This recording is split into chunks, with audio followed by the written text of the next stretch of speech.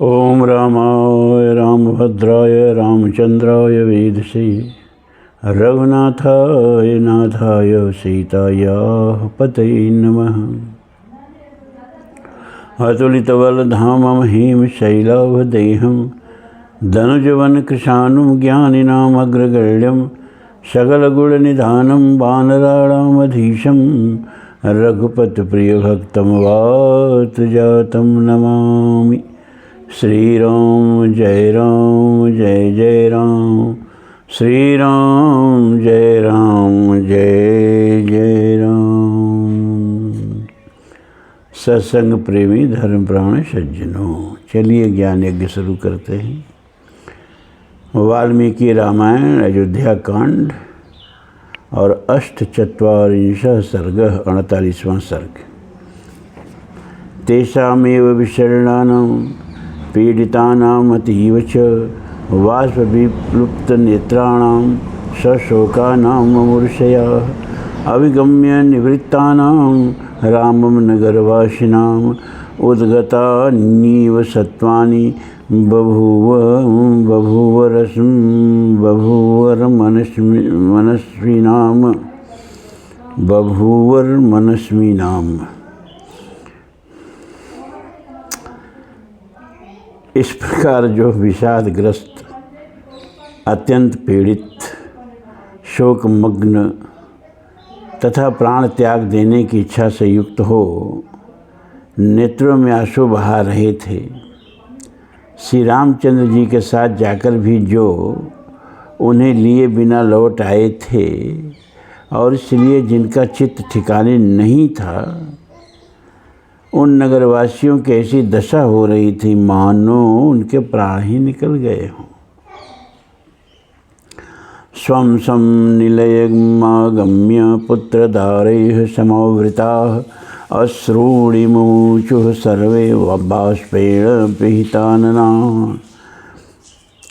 वे सब अपने अपने घर में आकर पत्नी और पुत्रों से घिरे हुए आंसू बहाने लगे। उनके मुख अश्रुधारा से आच्छादित थे।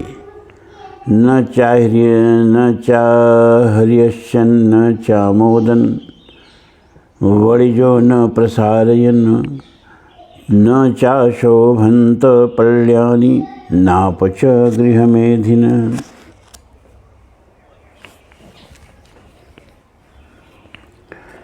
उनके शरीर में हर्ष का कोई चिन्ह नहीं दिखाई देता था तथा मन में भी आनंद का अभाव ही था। वैश्यों ने अपनी दुकानें नहीं खोली। क्रय विक्रय की वस्तुएं बाजारों में फैलाई जाने पर भी उनकी शोभा नहीं हुई। उस दिन गृहस्थों के घर में चूल्हे नहीं जले, रसोई नहीं बनी। नष्टम दृष्ट्वा नाभिनंदन विपुलम वा धनागमम पुत्रम प्रथमजम लब्ध्वा जननी नापिनंदत। खोई हुई वस्तु मिल जाने पर भी किसी को प्रसन्नता नहीं हुई। विपुल धनराशि प्राप्त हो जाने पर भी किसी ने उसका अभिनंदन नहीं किया। जिसने प्रथम बार पुत्र को जन्म दिया था वह माता भी आनंदित नहीं हुई। गृहे गृहे रुदत्यश्च भरतारं गृहमागतं व्यगर्हन्त दुःखार्ता वाग्भिस्तोत्रैरिवद्वापन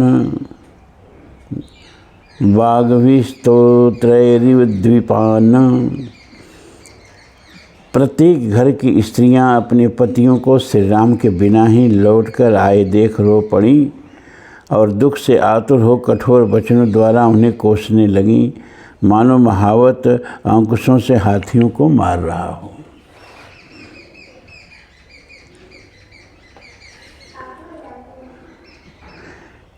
किं नु तेषां गृहे कार्यं किं दारैः किं धनेन वा पुत्रैर्वापि सुखैर्वापि ये न पश्यन्ति राघवम्। वे बोली, जो लोग श्री राम को नहीं देखते उन्हें घर द्वार स्त्री पुत्र धन दौलत और सुख भोगों से क्या प्रयोजन है। एक सत्पुरुषो लोके लक्ष्मणः स सीतया यो अनुगच्छति काकुत्स्थं रामः परिचरण वने। संसार में एकमात्र लक्ष्मण ही सत्पुरुष हैं जो सीता के साथ श्री राम की सेवा करने के लिए उनके पीछे पीछे वन में जा रहे हैं। आपगाह कृत पुण्यास्ता पद्मिन्यश्च सरांश च एषु यासस्ति काकुत्स्थो विगाह्य सलिलम शुचि।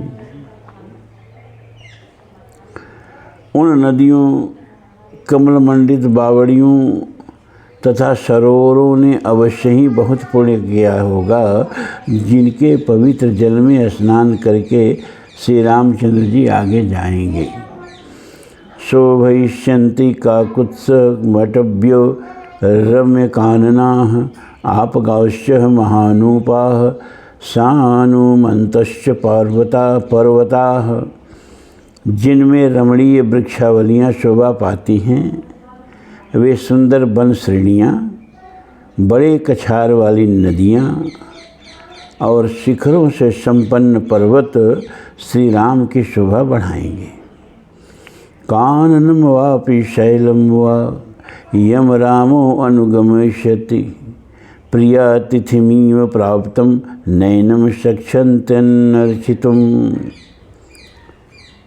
श्री राम जिस वन अथवा पर्वत पर जाएंगे वहाँ उन्होंने अपने प्रिय अतिथि की भांति आए हुआ देख वे वन और पर्वत उनकी पूजा किए बिना नहीं रह सकेंगे। विचित्र कुसुम पीड़ा बहुमंजरिधारिणः राघवं दर्शयिष्यन्ति नगाभ्रमरशालिनः। विचित्र फूलों के मुकुट पहने और बहुत सी मंजरियाँ धारण किए भ्रमरों से सुशोभित वृक्ष वन में श्री रामचंद्र जी को अपनी शोभा दिखाएंगे। आकाले चापि मुख्यानि पुष्पाणि च फलानि च दर्शयिष्यन्तनुक्रोशाद गिरयो राममागतम्। वहाँ के पर्वत अपने यहाँ पधारे हुए श्री राम को अत्यंत आदर के कारण असमय में भी उत्तम उत्तम फूल और फल दिखाएंगे। प्रस्रविष्यन्ति तोयानि विमलानि महीधरा विदर्शयन्तो विविधान भूयश्चित्रांश निर्झरान। वे पर्वत बार बार नाना प्रकार के विचित्र झरने दिखाते हुए श्री राम के लिए निर्मल जल के स्रोत बहाएंगे।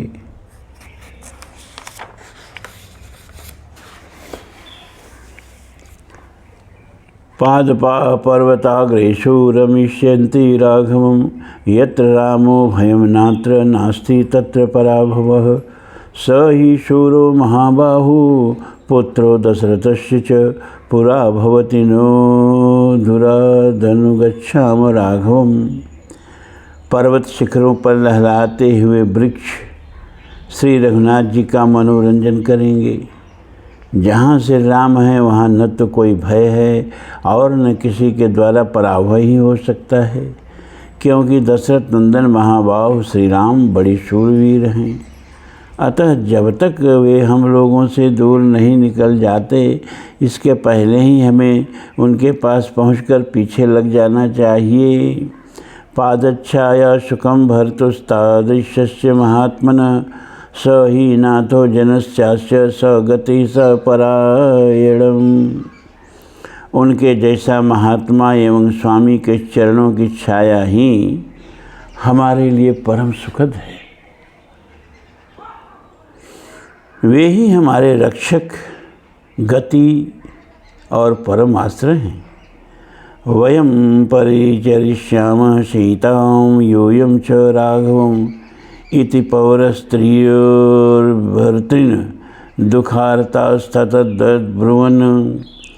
हम स्त्रियां सीता जी की सेवा करेंगी और तुम सब लोग रघुनाथ जी की सेवा में लगे रहना।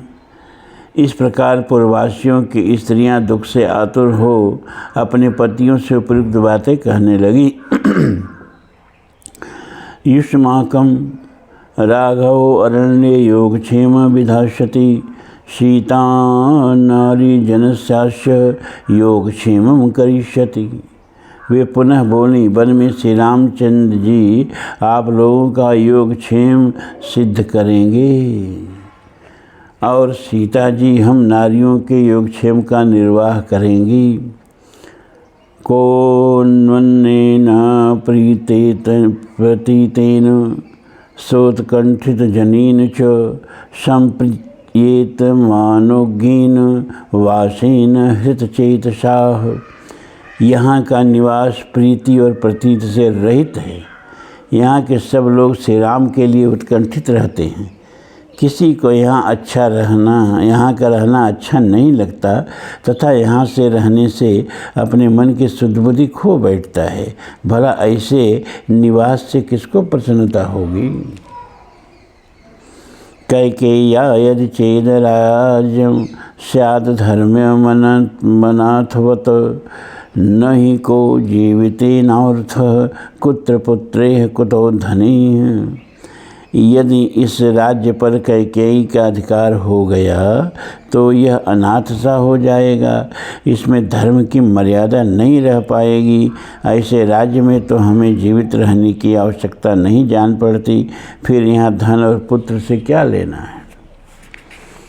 यथा पुरुष भरता च त्यक्ता वैश्वर्य कारणात् कंसा परिहरेदन्यम कैकेयी कुलपांसनी। जिसने राज्य वैभव के लिए अपने पुत्र और पति को त्याग दिया, वह कुल कलंकनी कैकेयी दूसरी किसका त्याग नहीं करेगी। कैकेय्या न वयम राज्य भरतिका ही वसेमहि जीवन्त्या जातु जीवन्त्य पुत्रैरपि शपामहे। हम अपने पुत्रों की शपथ खाकर कहती हैं कि जब तक कैकेयी जीवित रहेगी तब तक हम जीते जी कभी उसके राज्य में रह नहीं सकेंगी, भला ही यहाँ हमारा पालन पोषण होता रहे। या पुत्रं पार्थिवेन्द्रस्य प्रवासयति निर्घृणा कस्तां प्राप्य सुखम जीवेद धर्म्या दुष्टचारिणीम। जिस निर्दय स्वभाव वाली नारी ने महाराज के पुत्र को राज्य से बाहर निकलवा दिया है, उस अधर्म परायण दुराचारणी कैकेयी के अधिकार में रहकर कौन सुखपूर्वक जीवन व्यतीत कर सकता है। उपद्रुतमिदं सर्वमनालम्भमनायकं कैकेय्यास्तु कृते सर्वं विनाशम उपयासति। कैकेयी के कारण यह सारा राज्य अनाथ एवं यज्ञरहित होकर उपद्रव का केंद्र बन गया है, अतः एक दिन सबका विनाश हो जाएगा।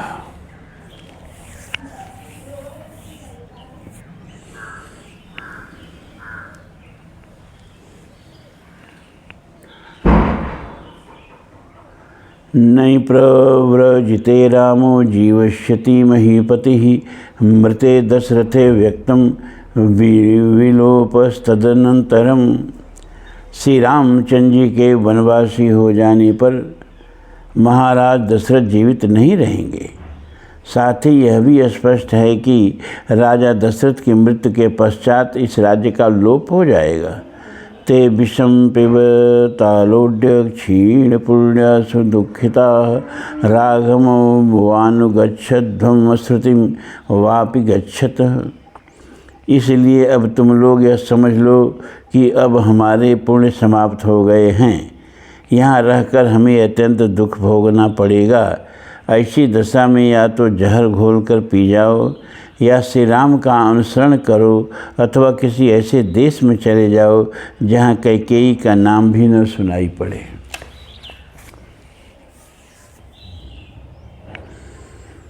मिथ्या प्रवाजितो राम सौभार्य स लक्ष्मण भरते सन्निबद्धाश्म सैनिके पशवो यथा।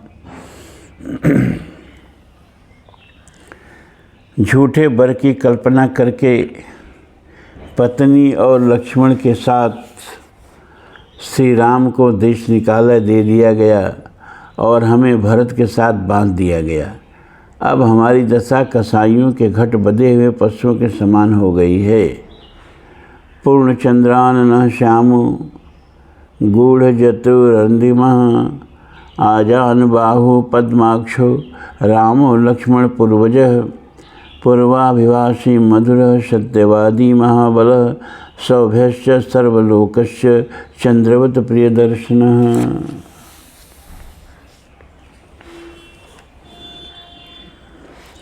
लक्ष्मण के ज्येष्ठ भ्राता श्री राम का मुख पूर्ण चंद्रमा के समान मनोहर है। उनके शरीर की कांति श्याम, गले के हंसली मान से ढकी हुई भुजाएं घुटनों तक लंबी और नेत्र कमल के समान सुंदर हैं। वे सामने आने पर पहले ही बातचीत छेड़ते हैं तथा मीठे और सत्य वचन बोलते हैं। श्री राम शत्रुओं का दमन करने वाले और महान बलवान हैं, समस्त जगत के लिए सौम्य हैं। उनका दर्शन चंद्रमा के समान प्यारा है। नूनम पुरुष शार्दूलो मत्त मातंग विक्रमः शोभैश्य तरण्यानि विचरन् स महारथ। निश्चय ही मत वाले गजराज के समान पराक्रमी पुरुष सिंह महारथी श्री राम भूतल पर विचरते हुए वनस्थलियों की शोभा बढ़ाएंगे।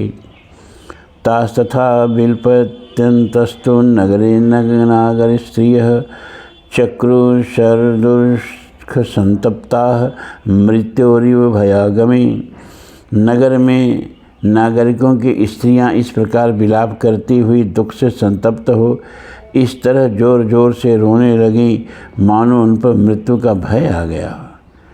इत्येवं विलपन्तीनां स्त्रीणां भीष्मसु राघवं जगामास्तं दिनकरो रजनी चाभ्यवर्तत। अपने अपने घरों में श्री राम के लिए स्त्रियां इस प्रकार दिन भर विलाप करती रहीं। धीरे धीरे सूर्यदेव अस्ताचल को चले गए और रात हो गई। नष्ट ज्वलन संतापा प्रशांताध्याय सत्कथा तिमिरेणानुलिप्तेव तदा सा नगरी बभौ। उस समय किसी के घर में अग्निहोत्र के लिए भी आग नहीं जली, स्वाध्याय और कथा वार्ता भी नहीं हुई। सारी अयोध्यापुरी अंधकार से पुती हुई सी प्रतीत होती थी। उपशांत वणिकपर्ण्याः नष्ट हर्षा निराश्रया अयोध्या नगरी चासिन्न स्थितारमिवांबरम। बनियों की दुकानें बंद होने के कारण वहाँ चहल पहल नहीं थी। सारी पुरी की हंसी खुशी छिन गई थी। श्री राम रूपी आश्रय से रहित अयोध्या नगरी जिसमें तारे छिप गए हों उस आकाश के समान श्रीहीन जान पड़ती थी। तदा स्त्रियां रामः निमित्तः मातुराः यथा सुते भरातरिर्वा विभाषिते विलप्य दीनां रुरुद विरचेतसः सुतैर्हितासामधिको अपि सो अभवत्। उस समय नगरवासिनी स्त्रियां श्री राम के लिए इस तरह शोकातुर हो रही थी मानो उनके सगे बेटे या भाई को देश निकाला दे दिया गया हो। वे अत्यंत दीन भाव से विलाप करके रोने लगीं और रोते रोते अचेत हो गईं, क्योंकि श्री राम उनके लिए पुत्रों से भी बढ़कर थे। प्रशांत गीतोत्सव नृत्यवादना विभ्रष्ट हर्षा पिहिता पड़ोदया तदा हयोध्या नगरी बभूवशा महार्णवः संक्षपितोदको यथा। वहाँ गाने बजाने और नाचने के उत्सव बंद हो गए। सबका उत्साह जाता रहा। बाजार की दुकानें नहीं खुली। इन सब कारणों से उस समय अयोध्या नगरी जलहीन समुद्र के समान सुनसान लग रही थी। इत्यर्थे श्रीमद् रामायणे वाल्मीकि आदिकाव्ये अयोध्याकांडे 48 सर्ग 48वां सर्ग पूरा हुआ। अब देखिए कई अध्यायों में अयोध्या की विषणता, दीन दशा, दुख सबका वर्णन वाल्मीकि जी ने किया और तुलसीदास जी ने 4-5 पंक्तियों में ही सब समेट लिया। लागत अवध भयावन भारी, मानव काल रात अधियारी। तुलसी लिखते हैं, सब समेट लिए 4-5 लाइन। मानव अवध भयावन, मानव लागत अवध भयावन भारी, मानव काल रात अधियारी, घोर जंतु संपूर नर नारी, अडरपहि एक निहारी, घर मसान पर जन जन भूता, असुतहित मीत मनहु जमदूता। सपेट लिया सब 4-5 लाइनों में, अयोध्या की भयानक स्थिति का वर्णन कर दिया। रही बात जिसमें भरत का चरित्र निखर नहीं रहा है, बल्कि ये कहा जा रहा है कि हम लोगों को भरत के पल्ले बांध दिया गया, जैसे किसी जानवर को कसाई के पल्ले बांध दिया गया। क्योंकि भरत अयोध्या में रहे कहाँ, वो तो विवाह के बाद ही उनके मामा आए थे, उनको लेके शत्रुघ्न के साथ ननिहाल चले गए। 14 वर्ष ननिहाल में ही रह गए। तो राम का चरित्र, राम का व्यक्तित्व तो अयोध्या के घर घर में सबके हृदय में बस गया, लेकिन भरत जो है सबसे अपरिचित रह गए। और अगर राम बन नहीं गए होते तो एक महान चरित्र हमेशा के लिए दब जाता अतीत के गह्वर में, और मानवता का बहुत बड़ा नुकसान, बहुत बड़ी हानि हो जाती अगर भक्त का चरित्र सामने नहीं आता। तो तुलसी ने कहा अयोध्या कांड में कि राम का वनवास रावण को मारने के लिए नहीं हुआ। वो तो अयोध्या में ही बैठे मार सकते थे रावण को। भगवान ने कहा ना कि जगमा सखा निशाचर जेते, लक्ष्मण हनई निमिख बहते। रावण को मारने के लिए इतना सब नाटक करने की जरूरत नहीं थी। एक से एक सूरमा। भरत जी क्या कहते हैं हनुमान से कि चढ़ मम शायक शैल समीता, अपठो तो इच्छा कृपा निकेता। ये पहाड़ ले लो और हमारे बाण पर बैठो और हम अभी तुमको भेज देते हैं लंका। तो भरत एक बाण से लंका को ध्वस्त कर सकते थे, लक्ष्मण एक बाण से लंका को ध्वस्त कर सकते थे। रावण को मारने के लिए राम का वनवास नहीं हुआ। इतना छोटा उद्देश्य नहीं था राम के वनगमन का। तो क्या उद्देश्य था भैया? लिखते हैं तुलसी, प्रेमयमी मंदर विरह, भरत पयोध गभीर, मथि पग प्रगटे सुर साधुहित, कृपा सिंधु रघुवीर। राम का वनगमन नहीं होता तो एक बहुत महान चरित्र मनुष्यता से वंचित रह जाता, मानव के ज्ञान में नहीं आता। राम का वनगमन हुआ तो भरत का चरित्र निखर के सामने आया। प्रेम यमी मंदर विरह, भरत पयोद गभीर। भरत जो है ना, वो अगाध समुद्र की तरह जिसमें राम के प्रेम रूपी अमृत छिपा हुआ है, दिखाई नहीं दे रहा है उस अगाधता के आगे। उस प्रेम को प्रकट करना था, जन जन तक उस प्रेम अमृत को पहुंचाना था। राम प्रेमामृत का पान युगांतर तक जन जन को कराना था। उसके लिए भारत रूपी विराट समुद्र का, अगाध समुद्र का मंथन जरूरी था। और वो मंथन कैसे हुआ?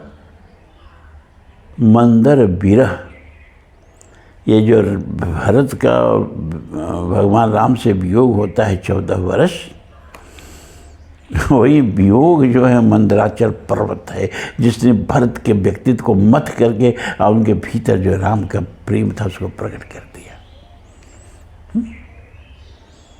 एक बार भगवान हनुमान से पूछते हैं कि हनुमान, तुमने 2 यात्राएं की। एक यात्रा सीता का पता लगाने के लिए दंडकारण्य से लंका तक की यात्रा की, और दूसरी बार लक्ष्मण को संजीवनी बूटी लाने के लिए लंका से और हिमालय तक की यात्रा की।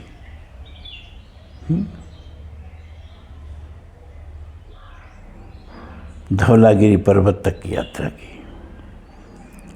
जरा दोनों यात्राओं का संस्मरण सुनाओ, उसमें क्या विभिन्नता, क्या समानता रही?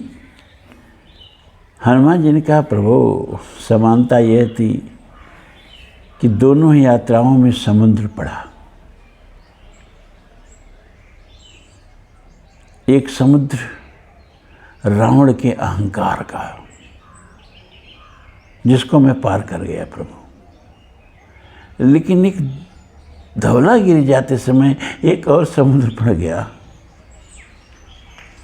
और उसको मैं पार नहीं कर सका, उसमें डूब गया। भगवान ने कहा, अरे बड़ा दुखद बात हुई। कहा, नहीं प्रभु, दुखद तो हमें भी लगा जब मैं डूबने लगा तो, लेकिन डूबते डूबते डूबते डूबते वैसे तो समुद्र अगाध था प्रभु, तलहटी का तो कहीं पता नहीं चला। लेकिन जब बहुत गहराई में मैं गया तो मैं प्रसन्नता से खिल उठा। अरे डूबते हुए प्रसन्नता से खिल उठे, ऐसा क्या हुआ? कि प्रभु आप भी वहाँ पहले से ही डूबे हुए थे। वह समुद्र था भरत के प्रेम का समुद्र, जिसको मैं पार नहीं कर सका प्रभु। भरत पयोध गभीर, उसमें जो राम का प्रेमामृत छिपा था ना, उसको मत के प्रकट करने के लिए राम का वनगमन हुआ। 49 सर्ग।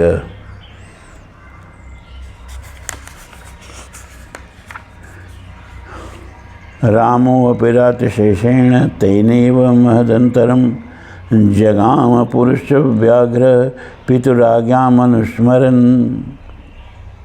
उधर पुरुष सिंह से राम भी पिता की आज्ञा का बारंबार स्मरण करते हुए उस शेष रात्रि में बहुत दूर निकल गए।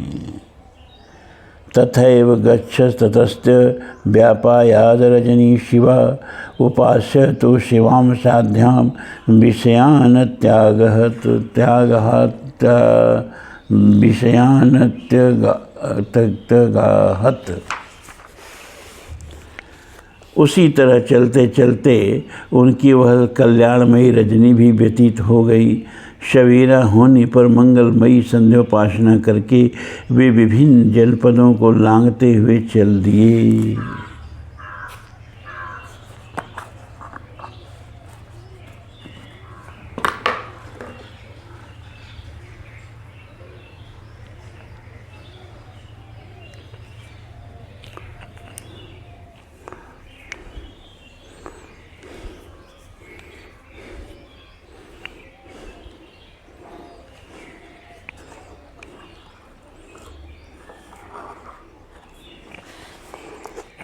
ग्रामान् विकृष्ट सीमान्तान् पुष्पितान् वनानि च पश्यन्नतियो शीघ्रं शनैरिव हयोत्तमः।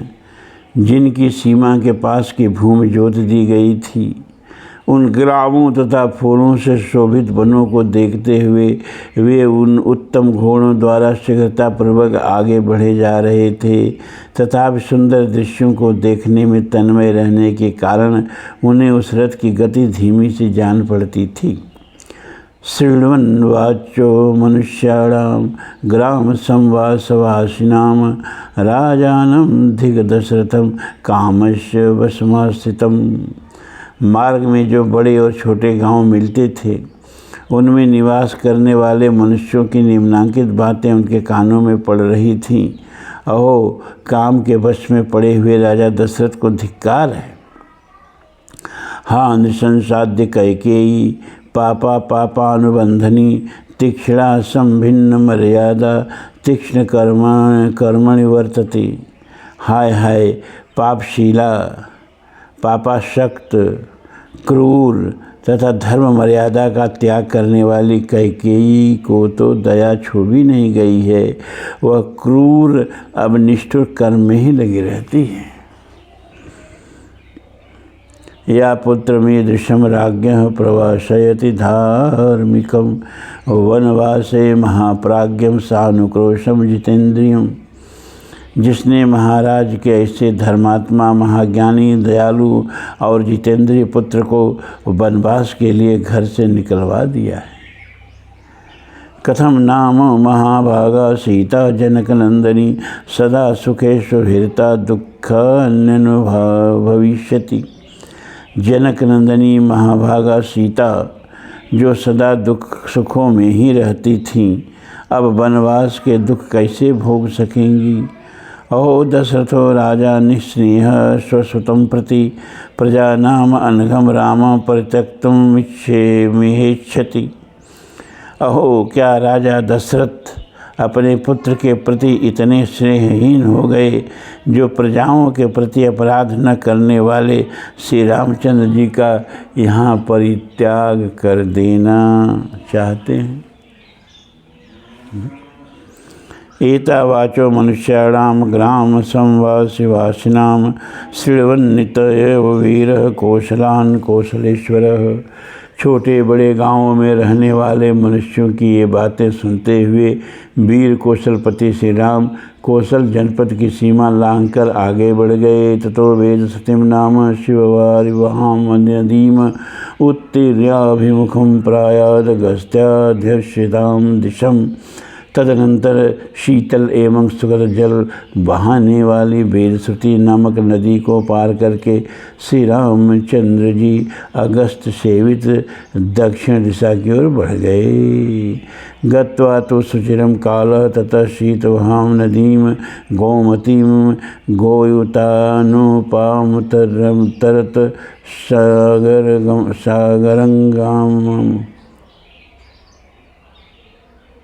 सागरंगम माम। दीर्घ काल तक चलकर उन्होंने समुद्रगामिनी गोमती नदी को पार किया जो शीतल जल का स्रोत बहाती थी। उनके कछार में बहुत सी गौएं विचरती थीं। गोमतीम चापित क्रम्य राघव शीघ्र गैरहै मयूरम हंसाभिरुताम ततारम सदीन संदिकाम नदीम। शीघ्रगामी घोड़ों द्वारा गोमती नदी को लांघ करके श्री रघुनाथ जी ने मोरों और हंसों के कलयोरों से व्याप्त संदिका नामक नदी को भी पार किया। स मही मनुना राज्ञ दत्तामिक्ष्वाकवे पुरा स्फीताम राष्ट्रपिताम रामो वैदेहीं मनु दर्शयत। वहाँ जाकर श्री राम ने धन धान्य से संपन्न और अनेक अवान्तर जनपदों से घिरी हुई भूमि का सीता को दर्शन कराया, जिसे पूर्व काल में राजा मनु ने इक्ष्वाकु को दिया था। सूत इत्येव चाभाष्य सारथिं तमभिक्षरस हंसमत्वस्वरः श्रीमान वाच पुरुषोत्तम। फिर श्रीमान पुरुषोत्तम श्री राम ने सूत कहकर सारथी को बारंबार संबोधित किया और मदमत्त हंस के समान मधुर स्वर में इस प्रकार कहा।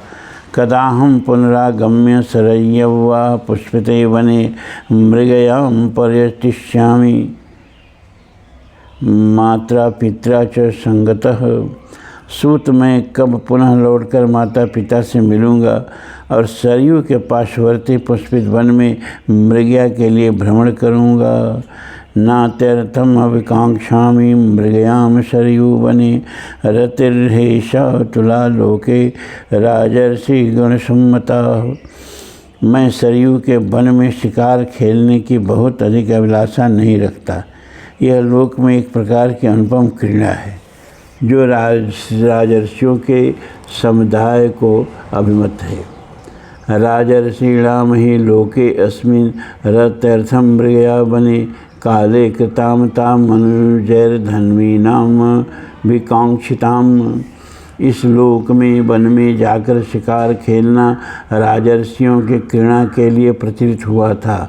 अतः मनुपुत्रों द्वारा उस समय की गई यह क्रीड़ा अन्य धनुर्धरों को भी अभिष्ट हुई। स तमध्वानमैक्ष्वांकः सूतं मधुरया गिराः तम तमर्थम अभिप्रीत्य यवो वाक्यमुदीरयन्। इक्ष्वाकुनंदन श्री रामचंद्र जी विभिन्न विषयों को लेकर सूत से मधुर वाणी में उपयुक्त बातें कहते हुए उस मार्ग पर बढ़ते चले गए।